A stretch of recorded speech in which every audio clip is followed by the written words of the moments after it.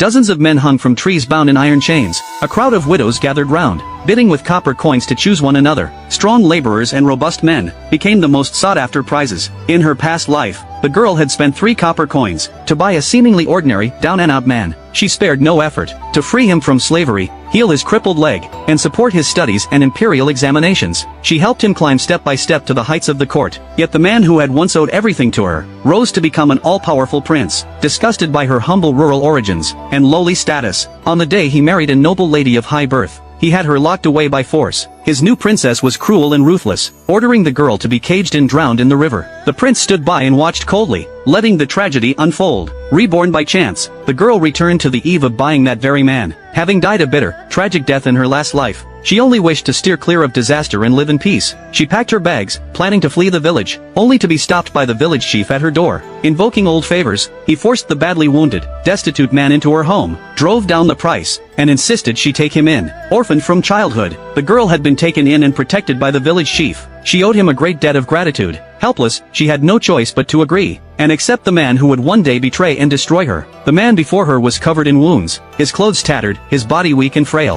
His eyes looked innocent and vulnerable, yet hid deep scheming beneath. The girl tended his wounds calmly, drew clear boundaries between them, and firmly refused any marital bond, choosing only to live with him as brother and sister. In her past life, she had given him her whole heart and everything she had, only to be repaid with betrayal and a cruel end. In this life, she would never repeat the same mistake. Faced with his persistent wish to become her husband, the girl wove a deliberate lie, claiming her heart already belonged to another, a childhood sweetheart fighting far at the border, for whom she waited faithfully. With this, she severed all his lingering hopes, forcing him to accept the sibling bond. In the days that followed, the girl cast aside her humble, self-sacrificing ways of her past life. No longer would she indulge or spoil him blindly. Unwilling to support an idler, she made use of his literacy to set him sorting and drying medicinal herbs, keeping him working each day to earn his keep and quash his misplaced desires. The man seethed with discontent, time and again trying to draw closer to her, only to be coldly rejected every time. Tensions flared at the border. Foreign invaders raided constantly, and wars broke out without end.